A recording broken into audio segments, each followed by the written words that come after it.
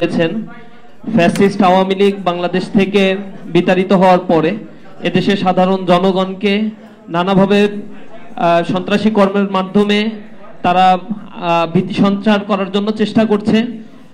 বিগত কয়েকদিন ধরে আওয়ামী লীগের দোসর যারা এই দেশে রয়েছে তাদের দুর্নীতির অর্থ দিয়ে তারা নানাভাবে এই দেশকে অস্থিতিশীল করার জন্য চেষ্টা করছে এবং জুলাই সনদকে কেন্দ্র করে বর্তমান রাজনৈতিক দলগুলোর মধ্যে যে ধরনের অনৈক্যের কথা আমরা দেখতে পাচ্ছি, সামগ্রিক প্রেক্ষাপটে বাংলাদেশের বর্তমান রাজনৈতিক অঙ্গন এবং রাজপথ অনেকটা অস্থির অবস্থা বিরাজমান রয়েছে। এরই পরিপ্রেক্ষিতে দেশে চলমান পরিস্থিতি নিয়ে ইসলামী ছাত্র শিবিরের এই জরুরি সংবাদ সম্মেলনে আমাদের মাঝে উপস্থিত রয়েছেন বাংলাদেশ ইসলামী ছাত্র শিবিরের মোহতারাম কেন্দ্রীয় সভাপতি জাহিদুল ইসলাম ভাই, উপস্থিত রয়েছেন অন্যান্য সেক্রেটারিয়েট বৃন্দ এবং ঢাকার বিভিন্ন শাখার সভাপতি বৃন্দ। সংগ্রামী উপস্থিতি, প্রিয় সাংবাদিক বন্ধুগণ, এই পর্যায়ে দেশে চলমান পরিস্থিতি নিয়ে বাংলাদেশ ইসলামী ছাত্র শিবিরের জরুরি সংবাদ সম্মেলনে বক্তব্য পেশ করার জন্য আহ্বান জানাচ্ছি শহীদ কাফেলা বাংলাদেশ ইসলামী ছাত্র শিবিরের মোহতারাম কেন্দ্রীয় সভাপতি জাহিদুল ইসলাম ভাইকে। আউযুবিল্লাহি মিনাশ শাইতানির রাজিম, বিসমিল্লাহির রহমানির রহিম, আলহামদুলিল্লাহ, ওয়াসসালাতু ওয়াসসালামু আলা রাসূলিল কারীম ওয়া আলা আলিহি ওয়া সাহবিহি আজমাইন। দেশের চলমান পরিস্থিতি নিয়ে ইসলামী ছাত্র শিবিরের পক্ষ থেকে আয়োজিত আজকের এই জরুরি সংবাদ সম্মেলনে উপস্থিত ইসলামী ছাত্র শিবিরের সেক্রেটারি জেনারেল ছাত্রনেতা নুরুল ইসলাম সাদ্দাম, উপস্থিত কেন্দ্রীয় দায়িত্বশীল বৃন্দ, ঢাকার বিভিন্ন শাখার দায়িত্বশীল ভাইয়েরা এবং উপস্থিত সম্মানিত সাংবাদিক ভাই এবং বোনেরা, আসসালামু আলাইকুম রহমতুল্লাহি ওয়া বারাকাতুহু। আমি আশা করছি সবাই ভালো আছেন, সুস্থ আছেন, আল্লাহর কাছে শুকরিয়া আদায় করছি। সম্মানিত সাংবাদিক বৃন্দ, আপনারা জানেন যে বাংলাদেশ এক কঠিন সংবেদনশীল সময় অতিক্রম করছে। 15.5 বছরের ফ্যাসিবাদী শাসনের শিকল ভেঙে সাম্য, মানবিক মর্যাদা ও সামাজিক ন্যায়ের ভিত্তিতে নতুন বাংলাদেশ নির্মাণ প্রক্রিয়া শুরু হলেও একই সঙ্গে কথিত রাজনীতির নামে সামাজিক আধিপত্য প্রতিষ্ঠার পুরনো দ্বন্দ্ব আবারও সক্রিয় হয়ে উঠেছে। এই দ্বন্দ্বে কে বিজয়ী হবে তার সময় বলে দিবে। তবে দেশের আপামর ছাত্র সমাজকে সঙ্গে নিয়ে ইসলামী মূল্যবোধ ও জুলাই বিপ্লবের আদর্শ বাস্তবায়নে বাংলাদেশ ইসলামী ছাত্র শিবির অঙ্গীকারবদ্ধ। স্বাধীনতার পর দীর্ঘ সময় পেরিয়ে গেলেও বাংলাদেশের মানুষ এখনো জুলুম ও নির্যাতনের শৃঙ্খল থেকে সম্পূর্ণ মুক্ত হতে পারেনি। এ কারণে এই মাটিতে বারবার আন্দোলন ও বিপ্লবের স্ফুরণ ঘটেছে। হাজারো তরুণ প্রাণ দিয়েছে একটি বৈষম্যহীন নতুন বাংলাদেশ গড়ার স্বপ্নে। তাদের সেই স্বপ্ন ও সংগ্রামের ধারাবাহিকতায় জুলাই বিপ্লবের মাধ্যমে দেশের রাষ্ট্র গঠনে সহায়ক হবে। প্রিয় সাংবাদিক বৃন্দ, আপনারা অবগত আছেন যে গণ অভ্যুত্থান পরবর্তী সরকার রাজনৈতিক সংস্কারের লক্ষ্যে ঐক্যমত কমিশন গঠন করেছে এবং রাজনৈতিক দলগুলোর সঙ্গে আলোচনার মাধ্যমে একটি সংস্কার রূপরেখা প্রণয়ন করেছে। কিন্তু দুঃখজনকভাবে একটি বিশেষ রাজনৈতিক দল গুরুত্বপূর্ণ বিষয়ে নোট অফ ডিসেন্ট দিয়ে ফ্যাসিবাদী রাজনীতির ধ্বংসাবশেষকে টিকিয়ে রাখার অপচেষ্টা করছে। আমরা এই ধরনের স্বার্থান্বেষী রাজনীতির তীব্র নিন্দা জানাই।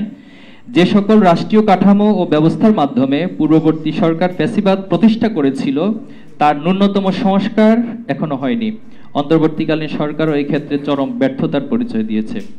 প্রায় 2000 শহীদের রক্তে অর্জিত জুলাই গণ অভ্যুত্থানের বৈধতা রক্ষার জন্য জুলাই সনদ আইনগতভাবে স্বীকৃত হওয়া অত্যন্ত জরুরি। আমরা দলীয় এজেন্ডার গণ্ডি পেরিয়ে দ্রুত গণভোটের মাধ্যমে জুলাই সনদকে আইনি ভিত্তি প্রদান করার আহ্বান জানাচ্ছি।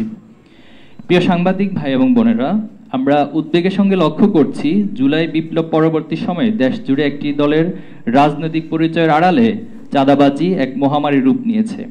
দেশের বিভিন্ন স্থানে এই চাঁদাবাজরা এক প্রকার অরাজকতা চালাচ্ছে।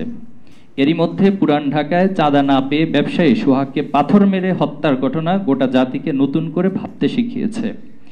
কিন্তু দুঃখের বিষয় এই যে এই দলীয় চাঁদাবাজদের বিরুদ্ধে আইন শৃঙ্খলা বাহিনী কার্যকর ব্যবস্থা গ্রহণে ব্যর্থ হচ্ছে। অনেক ক্ষেত্রে চাঁদাবাজদের গ্রেপ্তার করা হলেও একটি রাজনৈতিক দলের কর্মীরা থানায় চাপ প্রয়োগ কিংবা মব সৃষ্টি করে তাদের ছাড়িয়ে নিচ্ছে। এটি আইনের শাসনকে প্রশ্নবিদ্ধ করছে এবং সরকারের সক্ষমতা নিয়ে জনগণের মধ্যে সন্দেহ তৈরি করছে। আমরা উদ্বেগের সঙ্গে লক্ষ্য করছি যে দেশের অন্য রাজনৈতিক দলের গণতান্ত্রিক কার্যক্রমের উপর নিয়মিত বাধা প্রদান ও হামলার ঘটনা ঘটছে। বিশেষ করে নোয়াখালী, ফেনী, নওগাঁ, ঝিনাইদহে নারীদের উপর বিএনপি ও এর সহযোগী সংগঠনের নেতাকর্মী দ্বারা হামলার ঘটনা সম্প্রতি সকলের নজরে এসেছে। উদার গণতান্ত্রিক ও নারী বান্ধব দল হিসেবে নিজেদের দাবি করা বিএনপি বাধাদানকারী অপরাধীদের বিরুদ্ধে কোনো ব্যবস্থা নেয়নি। উল্টো নোয়াখালী, সোনাইমুড়িতে নারীদের কটূক্তি করা স্বেচ্ছাসেবক দলের কর্মীর পক্ষে মিছিল করে বিএনপি ফ্যাসিবাদী মানসিকতার পরিচয় দিয়েছে। এমন আচরণ অগণতান্ত্রিক, ন্যাক্কারজনক, নারীদের প্রতি চরম মানহানিকর রাজনৈতিক অবস্থানের বহিঃপ্রকাশ। দুঃখজনকভাবে এসব হামলার সাথে জড়িত কোনো অপরাধীদের বিরুদ্ধে সরকারও ব্যবস্থা নিতে ব্যর্থ হয়েছে।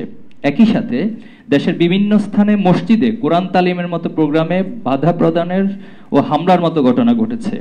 এছাড়া বিএনপি নির্বাচনের মনোনয়নকে কেন্দ্র করে বিভিন্ন এলাকায় সহিংসতা, কোন্দল ও হত্যাকাণ্ড ঘটছে।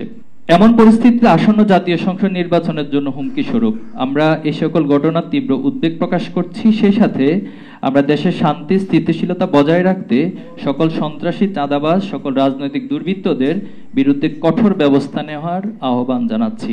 প্রিয় সাংবাদিক বন্ধুগণ, ফ্যাসিবাদী আওয়ামী লীগের আমলে আমরা গণমাধ্যমের একপাক্ষিক অবস্থান দেখেছি। অনেক গণমাধ্যম নিরপেক্ষতা হারিয়ে শেখ হাসিনার আজ্ঞাবহ প্রচার যন্ত্রে পরিণত হয়েছিল।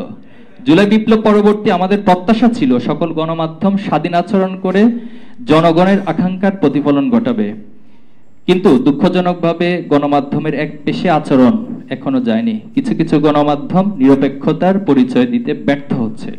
বিশেষ করে জুলাই পরবর্তী একটি বিশেষ রাজনৈতিক দলের কর্তা ব্যক্তিরা বিভিন্ন টিভি ও মিডিয়া হাউস দখল করে নিজেদের মন মর্জি মতো সংবাদ পরিবেশন করছেন।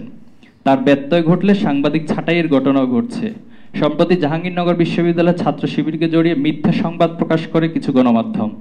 সেটা সত্যতা তুলে ধরে ছাত্র শিবির প্রেস বিজ্ঞপ্তি দেয় এবং সেই প্রেস বিজ্ঞপ্তি প্রকাশ করে নিউজ করার কারণে একটি বেসরকারি টেলিভিশন চ্যানেল 2 জন সাংবাদিককে ছাঁটাইয়ের মতো ঘটনা ঘটেছে। এমন আচরণ ফ্যাসিবাদী মানসিকতার বহিঃপ্রকাশ। আমরা গণমাধ্যমের সাথে জড়িত সকলের কাছ থেকে নিরপেক্ষতা আশা করছি, অন্যথায় দেশের গণতন্ত্র আবারও হুমকির মুখে পড়বে। সম্মানিত উপস্থিতি, আপনারা জানেন জুলাই গণ অভ্যুত্থানের 1.5 বছর অতিক্রান্ত হয়েছে। নিষিদ্ধ সংগঠন আওয়ামী লীগের নেতাকর্মীরা বিচার প্রক্রিয়া শুরু হলেও সেটি অত্যন্ত ধীরগতিশীল। এর কারণে কিছু সুবিধাভোগী রাজনৈতিক দলের নেতাকর্মীরা মোটা অঙ্কের টাকার বিনিময়ে কালক্ষেপণ করেছে। সেই সাথে গ্রেপ্তারকৃত আওয়ামী লীগ নেতাদের ছাড়াতে একটি পক্ষ মামলা বাণিজ্যের মাধ্যমে জামিন করিয়েছে, যা অত্যন্ত দুঃখজনক। এই জামিনের সাথে ফ্যাসিবাদী মানসিকতার কিছু ব্যক্তি ও বিভিন্ন রাজনৈতিক দলের আইনজীবীরা জড়িত, এমন অনেক তথ্য গণমাধ্যমে প্রকাশিত হচ্ছে। সম্প্রতি যুগান্তরের তথ্য অনুসারে মানিকগঞ্জে আওয়ামী লীগ নেতাকর্মীদের জামিনের জন্য লড়ছেন বিএনপির সহসভাপতি অ্যাডভোকেট মেজবাহুল হক। এমন শত শত ঘটনার উদাহরণ গণমাধ্যমে বিভিন্ন সময় পাওয়া যাচ্ছে। এছাড়াও গতকাল বিএনপির মহাসচিব মির্জা ফখরুল ইসলাম আলমগীর সাহেব আওয়ামী লীগের সকল মামলা তুলে নেওয়ার আশ্বাস দিয়েছেন, যা অত্যন্ত হতাশাব্যঞ্জক। এমন আচরণ জুলাই শহীদদের রক্তের সাথে প্রতারণার রাজনীতি ছাড়া কিছুই না। প্রিয় সাংবাদিকবৃন্দ, আগামীকাল ফ্যাসিস্ট শেখ হাসিনার বিচারের রায় ঘোষিত হবে। ইতিমধ্যে নিষিদ্ধ আওয়ামী লীগের নেতাকর্মীরা বিভিন্ন স্থানে ভাঙচুর, অগ্নিসংযোগ, হত্যাকাণ্ডের মাধ্যমে জনমনে আতঙ্ক সৃষ্টি করছে। গত 2 দিনে এই সন্ত্রাসী সংগঠনটির দুর্বৃত্তরা 15টির অধিক বাসে আগুন দিয়ে পুড়িয়ে দিয়েছে। তাদের আগুন সন্ত্রাসের শিকার হয়ে ময়মনসিংহে ঘুমন্ত অবস্থায় একজন বাস চালক নিহত হয়েছে। আমরা মনে করি সরকার, আইন শৃঙ্খলা বাহিনীর উদাসীনতা এর জন্য দায়ী। আমরা সরকারকে এই অগ্নি সন্ত্রাসীদেরকে অবিলম্বে আইনের আওতায় এনে বিচারের মুখোমুখি করার আহ্বান জানাচ্ছি। সেই সাথে জুলাই গণহত্যা ও সকল গুম, খুন, নির্যাতন, মানবাধিকার লঙ্ঘনের সাথে জড়িত সকল ব্যক্তি, গোষ্ঠী, প্রতিষ্ঠান ও সংগঠনকে বিচারের আওতায় আনার জোরালো দাবি জানাচ্ছি। যারা এই ফ্যাসিবাদী শাসনকে বৈধতা দিতে ভূমিকা রেখেছিল তাদের বিরুদ্ধে আইনি ব্যবস্থা গ্রহণ করার দাবি জানাচ্ছি। আগামীকাল 13ই নভেম্বর আন্তর্জাতিক ট্রাইব্যুনালে খুনি হাসিনার বিচারের রায় ঘোষণা করবে। এই প্রেক্ষিতে নিষিদ্ধ আওয়ামী লীগের কিছু নেতাকর্মী ঢাকায় লকডাউন নামে কর্মসূচি দিয়েছে। আমরা তাদের স্পষ্ট জানিয়ে দিতে চাই, নতুন বাংলাদেশে ফ্যাসিবাদ ও অরাজকতার কোনো স্থান নেই। দেশের শান্তি শৃঙ্খলা বিনষ্টের যে কোনো প্রচেষ্টা ছাত্র সমাজ ও জনগণ প্রতিহত করবে। বাংলাদেশ ইসলামী ছাত্র শিবির দেশের আপামর ছাত্র জনতাকে সঙ্গে নিয়ে যে কোনো নৈরাজ্যের উপযুক্ত জবাব দিতে প্রস্তুত রয়েছে। প্রিয় সাংবাদিকবৃন্দ, দীর্ঘ ফ্যাসিবাদের জাতাকল থেকে অনেক ত্যাগের বিনিময়ে আমরা নতুন বাংলাদেশ পেয়েছি। এই বাংলাদেশ রক্ষার দায়িত্ব আমাদের সবার। প্রতিহিংসা, হীনমন্যতা ও পরস্পর কাদা ছোড়াছুড়ি রাজনীতি আরো ফ্যাসিবাদী কাঠামো ফিরিয়ে আনতে পারে। তাই জুলাইয়ের আকাঙ্ক্ষাকে ধারণ করে চাঁদাবাজি, দুর্নীতি, মামলা বাণিজ্য, সকল প্রকার সহিংস মনোভাব পরিহার করে একটি যৌক্তিক রাজনৈতিক সংস্কারের মাধ্যমে ঐক্যবদ্ধভাবে দেশকে এগিয়ে নিতে আমরা বিএনপি, জামাত সহ সকল রাজনৈতিক দলের কাছে আহ্বান জানাচ্ছি। আপনাদেরকে সময় দেওয়ার জন্য আন্তরিকভাবে ধন্যবাদ এবং কৃতজ্ঞতা জানাচ্ছি। জি দেখুন, আপনি বিএনপির বিষয়টা আমি উল্লেখ করেছি, এটা গণমাধ্যমে এসেছে।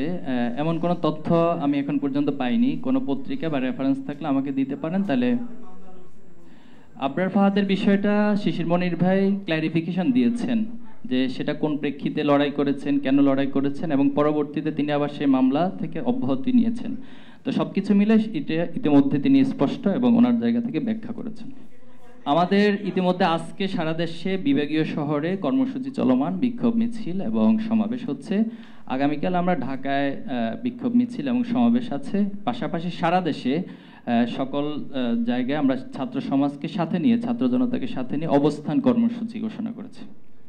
যে এটি আমি উল্লেখ করেছি, এটা নিঃসন্দেহে সরকারের চরম উদাসীনতা এবং ব্যর্থতার পরিচয় বহন করে। সরকার আইন শৃঙ্খলা বাহিনী যেভাবে আরো সতর্ক, সচেতন এবং কঠোর হওয়া দরকার ছিল, এই জায়গায় যথেষ্ট ঘাটতি রয়েছে। আমরা আহ্বান জানিয়েছি, আশা করি আইন শৃঙ্খলা বাহিনী কঠোর হবেন। তো ছাত্র জনতা তো জনগণেরই অংশ, আমরাও তো জনগণেরই অংশ। জনগণের যে প্রত্যাশা, সেটা যদি আপনি জনগণের কাছাকাছি পৌঁছান তাহলে সেটা দেখতে পাবেন। এবং সোশ্যাল মিডিয়াতে এই আগুন সন্ত্রাস এবং যারা নৈরাজ্য সৃষ্টি করছে, অরাজকতা সৃষ্টি করছে, তাদের পক্ষে জনগণের সেন্টিমেন্ট ফুটে উঠেছে। এবং সে জায়গা থেকে আমরা রাজপথে অবস্থানের মাধ্যমে মূলত তাদেরকে যে প্রতিহত করা এবং রাজপথে তাদেরকে মোকাবেলা করা, পাশাপাশি আইন শৃঙ্খলার বাহিনীর যে ভূমিকা, এর মধ্য দিয়ে আশা করি যে ভীতির কথা বলছেন এটা দূর হবে। দেখুন, পেট্রোল বোমা ফাটানো থেকে তো নিঃসন্দেহে কেউ ভালোভাবে দেখার সুযোগ নেই। তো এটা আমরা বলেছি যে সরকার, গোয়েন্দা সংস্থা, আইন শৃঙ্খলা বাহিনী তারা যতটুকু সতর্ক, সচেতন হওয়া দরকার, তাদের ঘাটতি রয়েছে। আমি আশা করব যে তারা এ বিষয়ে কঠোর হবেন। দেখুন, এই যে দায় দিয়ে দেওয়ার একটা রাজনীতি, এটা আওয়ামী লীগ শুরু করেছিল বিগত সময়ে। কিন্তু আমরা দুঃখজনকভাবে দেখেছি যে আপনাদের সামনেই, গণমাধ্যমের সামনেই যখন ছাত্র দলের সেক্রেটারিকে প্রশ্ন করা হয়েছিল, তখন পাশ থেকে ছাত্র দলের কেন্দ্রীয় সভাপতি বলেছিলেন যে দায় দিয়ে দাও। তো এই যে দায় দিয়ে দেওয়ার রাজনীতি বাংলাদেশে 5ই আগস্টের পর আবার হচ্ছে, এটা খুবই দুঃখজনক এবং লজ্জাজনক। তো এই দায় দিয়ে দেওয়ার রাজনীতি সবচেয়ে বেশি বর্তমান আমরা দেখছি যে ছাত্রলীগ, আওয়ামী লীগ এবং পাশাপাশি আমাদের বন্ধুপ্রতিম ছাত্র সংগঠন, ছাত্র দলের মধ্যে এই প্রবণতা। যেখানে এনসিপির সামনে যাকে গ্রেপ্তার করা হয়েছে, ধরা হয়েছে, সে নিজে বলেছে তিনি আওয়ামী লীগ, ছাত্রলীগের সাথে জড়িত, অথচ সেটাকে ভুয়া ফটো কার্ড বানিয়ে অথবা সোশ্যাল মিডিয়াতে গুজব ছড়িয়ে ছাত্র শিবির বানিয়ে দেওয়া, এটা খুবই মানে হীন রাজনৈতিক পরিচয় বহন করে। জি, ফ্যাসিবাদের বিরুদ্ধে আমরা সকল শক্তি সবসময় এক আছি। এবং খুবই মজার বিষয় হচ্ছে, ফ্যাসিবাদ যখন একটু নাড়াচাড়া দেয়, একটু উকিঝুঁকি দেয়, বাংলাদেশে কর্মসূচি দেওয়ার চেষ্টা করে, তখন ফ্যাসিবাদ বিরোধী সকল শক্তি ইচ্ছে অনিচ্ছে আমরা এক হয়ে যাই। আলহামদুলিল্লাহ, এটা অব্যাহত থাকবে।